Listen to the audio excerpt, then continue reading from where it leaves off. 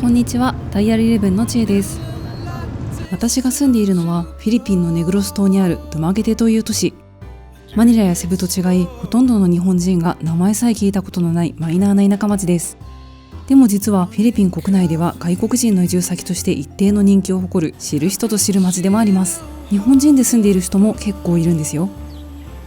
というわけで今回はドゥマゲテで暮らす日本人女子たちとこの町屈指のおしゃれレストランで女子会ランチをしてきました。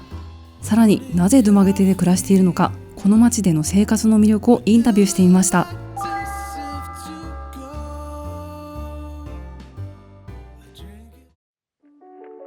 今回の女子会の会場はこちら、2020年にオープンしたばかりのザ・ヘンリーリゾートです。ホテル、プール、そして5つの飲食店を持つこちらのリゾートは田舎町ではなかなか珍しいとてもラグジュアリーな雰囲気。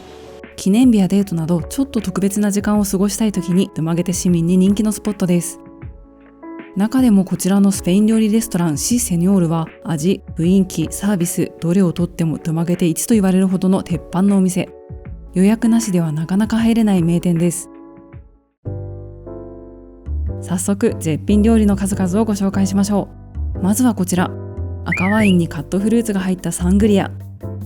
下戸の私は残念ながら飲めませんが、とっても綺麗で見ているだけでもテンションが上がります。続いてタパスはこちら、エビのアヒージョ。オリーブオイルで煮込んだプリップリのエビに濃厚なマヨネーズソースが最高の一品です。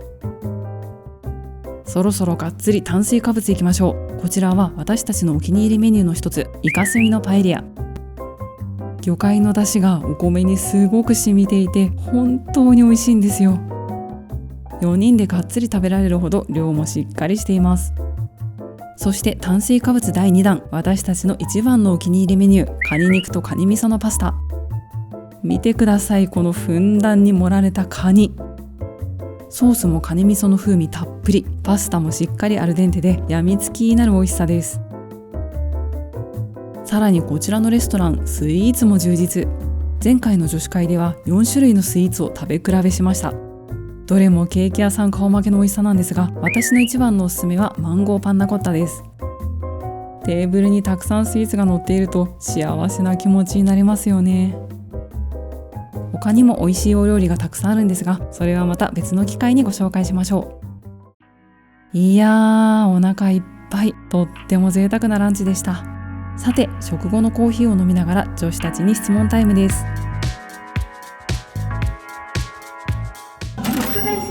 それ一番好きですね。あとはね、人がいいね。そうだね。確かに。フレンドリー。あんまり差別された経験ないかも。なんかフィリピンの人になんか嫌なことされたとか、私はあんまりないかも。多分もし違う国に住んでたらもっとあってもいいのかなと思うけど、私はやっぱり気候がさ、ずっと一定だから体調がめっちゃ良くなった。冬だって最後冬はないのでいいね。街がちっちゃい。空港も学校も病気もね、水も15分ぐらいだったね。だから大都市じゃないのがいいね。すごい良かったよね。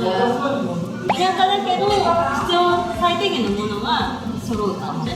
こういうレストランもおしゃれなのもいっぱいできてるし、有名な人も多いから、でもそういう部分ではなんか田舎なんだけどおしゃれな人もちょっとあって、でセブンに行くにも結構近いから、すぐに買い物も行けちゃうし、ネットで結構普通にね、何でも頼むし、すごいもう不便だなと感じたことってそんなにないかもしれない。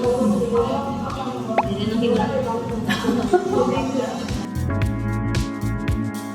私はもともと四季ホールだったからさ、仕事で仕事で四季ホールに行って、そのまま対岸のドゥマに私のパートナーが先に住み始めたから、もうそのまま一緒にいるって感じ。日本人が多すぎるからセブは嫌だ。そうみたいな。私もなんかセブでうちの旦那さんがちょっとだけ仕事してたことがあって、なんか行ったことがあって、でもトラフィックがすごすぎて、ここで子供を学校通わせるの嫌だなみたいなことを言ってて、でそこから調べて、ドゥマゲテになんか引っ越して、のんびりしてるし、でも学校もなんかちょっととかあって、なんか良さそうだなと思って。英語全く喋れないとかは別に大丈夫？こっちに中間つけられるしね、別に学びながら生活できると思うし、全然喋れなくてもまあまあフィリピン人が汲み取って理解してくれようとしてくれるから、特にこのエリアの人たちは外国人慣れてるから、それは大丈夫かなと。そうだね。日本でね、それがアメリカコンビみたいなこういうわけにいかない。いかないよ、我々と悪いですよね。私はほら、アパートの横のワイちゃんのあなた何言ってるか分からなかったけど、なんかいい人だったみたいな感じで分かってなかったのみたいな。本当全然喋れなくて、なんか何言ってるか分かってないんだけど、それでもみんなよくしてくれるから、やっぱりいい人なんだな、みんな人って。